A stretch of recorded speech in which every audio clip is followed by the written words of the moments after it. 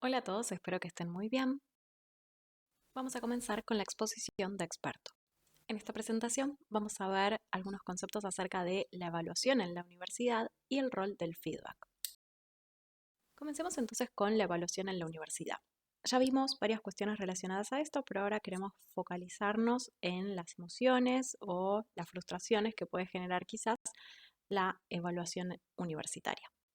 Entonces, como fuimos viendo hasta ahora, el momento de evaluación no es neutral, sino que suele generar expectativas, suele generar ansiedad, suele generar interpretaciones acerca de la autoeficacia, o sea, acerca de las propias habilidades o competencias que tengo. Esto implica que la evaluación es un momento emocional que va a generar seguramente emociones, algunas de ellas positivas, otras negativas, y no podemos dejar de lado o no interpretar estas emociones. Evaluar es medir, hacer mediciones cuantitativas y acerca de los resultados de nuestros procesos de enseñanza y aprendizaje, pero también orienta el aprendizaje. O sea, no es solamente una instancia que tengo que pasar para ver si el alumno aprueba o no, sino que me va a orientar eh, el aprendizaje a futuro, va a cambiar o redirigir mis prácticas docentes. ¿Qué implica evaluar? Implica tomar decisiones sobre qué se valora, qué se comunica, cómo lo comunico, qué se devuelve, o sea, qué se da en el feedback y cuándo se interviene. O sea, cuándo tengo alguna situación tal que tengo que eh, parar un poco la actividad y realizar una intervención puntual con algún alumno para que, por ejemplo, no desapruebe una materia a futuro. Esto nos lleva un poco a la evaluación formativa, que es algo que se ve, un concepto que se ve en otros cursos, que básicamente es aquella que acompaña el aprendizaje, identifica los avances, ¿sí? O en qué áreas quizás tengo que enfatizar un poco más para seguir trabajando. Por eso es que también señala posibles mejoras. ¿Cuáles son sus características? Es clara y progresiva, es coherente con los objetivos de aprendizaje y tiene criterios explícitos. ¿Cuál es el impacto emocional de la evaluación? Como dijimos, no es neutra, siempre va a generar alguna emoción. Puede, por un lado, generar motivación y compromiso, ¿sí? Si tengo una personalidad quizá que va más del lado de que me gustan los desafíos, me va a motivar.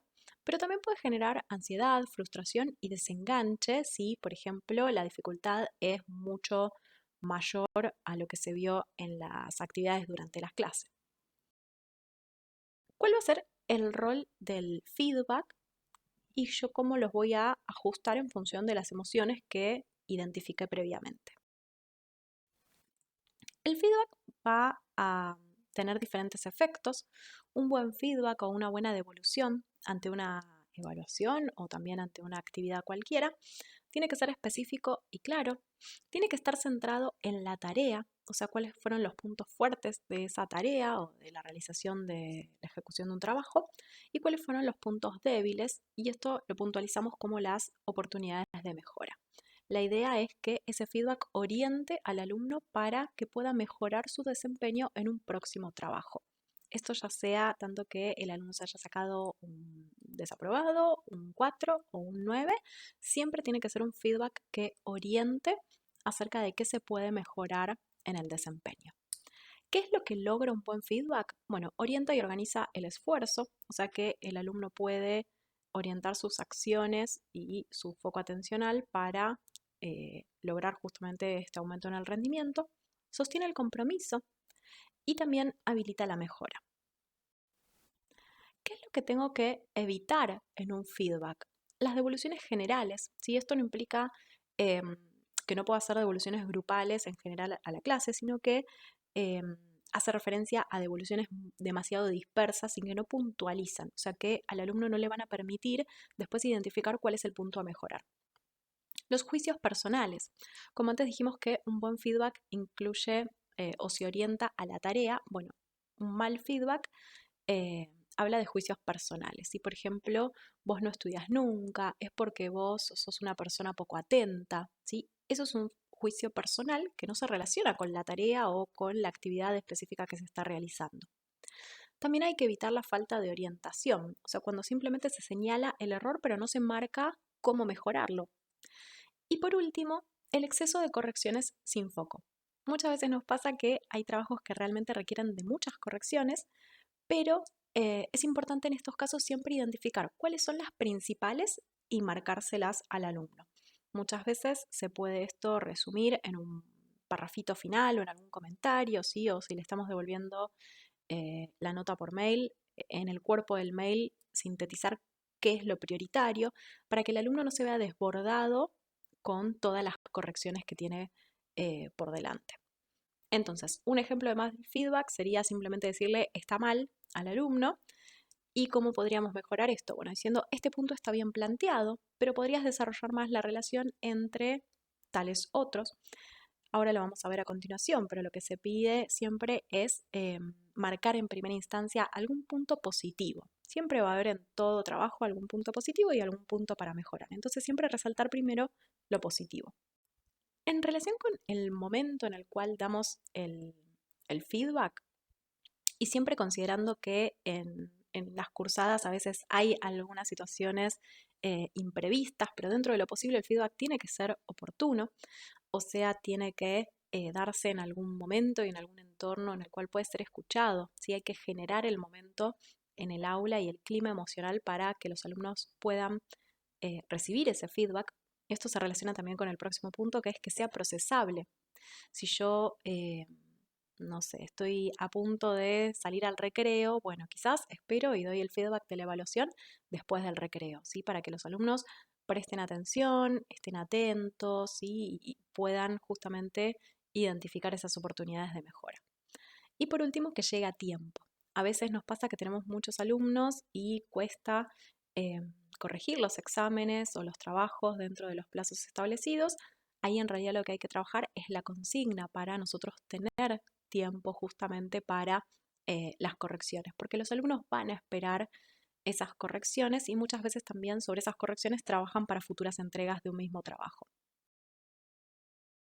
Entonces, ¿cuál es el rol del feedback? No de la evaluación, sino del feedback. Bueno, puede o generar frustración o reducir la ansiedad. ¿Sí? Todo depende de si estoy dando un buen feedback o estoy realizando un feedback quizás que tiene algunos errores. También puede aumentar la confianza, ¿sí? De los alumnos acerca de las propias habilidades o las propias capacidades o inhibir la participación. Entonces es muy importante que me tome el tiempo para justamente redactar o pensar o armar un buen feedback, ¿sí? Ya sea individual o grupal. Algunas estrategias simples o sencillas para esto que quizás no implican tanto cambio en nuestras prácticas es, como decíamos antes, primero señalar un logro y después una posible mejora. Entonces el alumno se queda con esta idea de, bueno, no es que hice todo mal. Muchas veces nos pasa que en los exámenes marcamos solamente los errores para justificar por qué una nota no es un 10. Y en realidad eso le deja muchas veces al alumno la idea de que eh, o el docente se está centrando en lo negativo o que no hizo nada bien, o no sabe si el resto de lo que quizás no está señalado está bien o está mal o tiene algún error. Entonces señalar lo positivo y acompañar esto de alguna de las posibles mejoras. Como decíamos antes, priorizar lo más importante. Si vemos que es un examen o un trabajo que tiene muchas cuestiones para modificar, se marcan ellas, pero en algún lado tengo que identificarle al alumno qué de todas esas correcciones es lo principal que tiene que corregir para o aprobar en una próxima instancia o recuperar el parcial.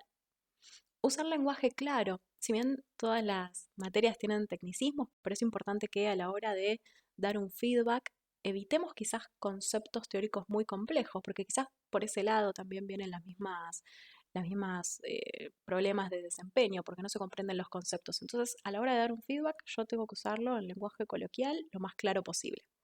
Y como decíamos, evitar sobrecargar. ¿Sí? Veamos, muchas veces un buen ejercicio es pensar el feedback como si lo estuviéramos leyendo a nosotros. Entonces veamos cómo nos haría sentir recibir esa devolución sobre nuestros trabajos. En síntesis, la evaluación no es neutral, es un momento de devolución cognitiva, pero también muy emocional. La evaluación puede ser una instancia de evaluación o de bloqueo, ¿sí? Eso también viene muy relacionado con el feedback.